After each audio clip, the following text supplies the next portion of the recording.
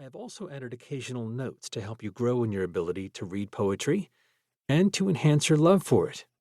I have slightly adapted some poems from the first person plural to the first person singular, from we, us, to I, me, to make them just a little bit easier to pray.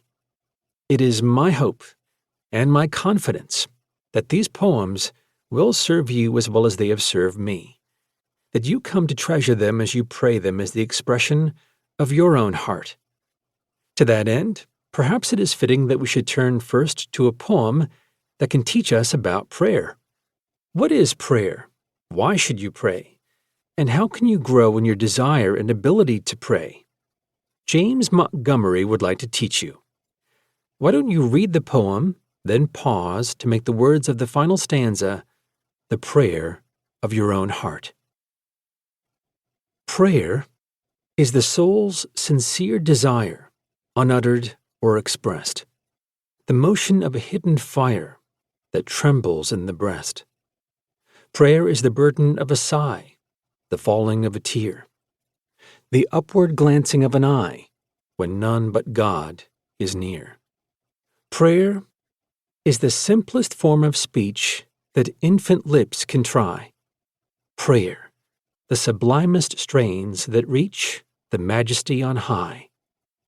Prayer is the Christian's vital breath, the Christian's native air, his watchword at the gates of death. He enters heaven with prayer. Prayer is the contrite sinner's voice, returning from his ways, while angels in their songs rejoice and cry, "Behold, he prays." The saints in prayer appear as one, in word, in deed, and mind, while with the Father and the Son, sweet fellowship they find. No prayer is made by man alone, the Holy Spirit pleads, and Jesus, on the eternal throne, for sinners intercedes. O Thou, by whom we come to God, the life, the truth, the way, the path of prayer thyself hast trod. Lord, teach me how to pray. May God answer that prayer through the pages of this book and the poetic prayers it contains. Reading and understanding poetry. Poetry is not prose.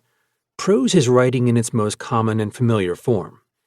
It is written in sentences and paragraphs and does not rely on meter or rhyme. Though it can still be rich and beautiful, it tends to express ideas plainly and functionally, without depending upon imagery and illusion. The words you are listening to right now are prose.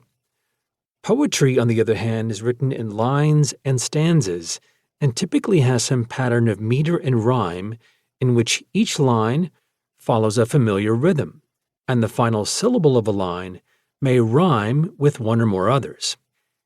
In this collection, at least, each of the poems has an identifiable meter and a distinct rhyme scheme. I have deliberately chosen poems that are relatively simple in both content and form. Poems also tend to rely on imagery and illusion, so that instead of providing plain expressions of truth, they paint pictures with words. And through their use of all of these techniques, poems tend to evoke emotion in a way prose does not. That makes poetry especially powerful. The best poetry uses words to engage our minds, and the poetic form to engage our hearts.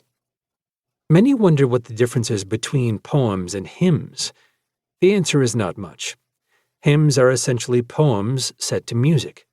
Many of the great hymns of the Christian faith were written first as poems and only later adapted for singing. In this collection, I have included a few lesser-known hymns, but generally avoided the ones that are more familiar. Here are a few tips on learning to read and enjoy poetry.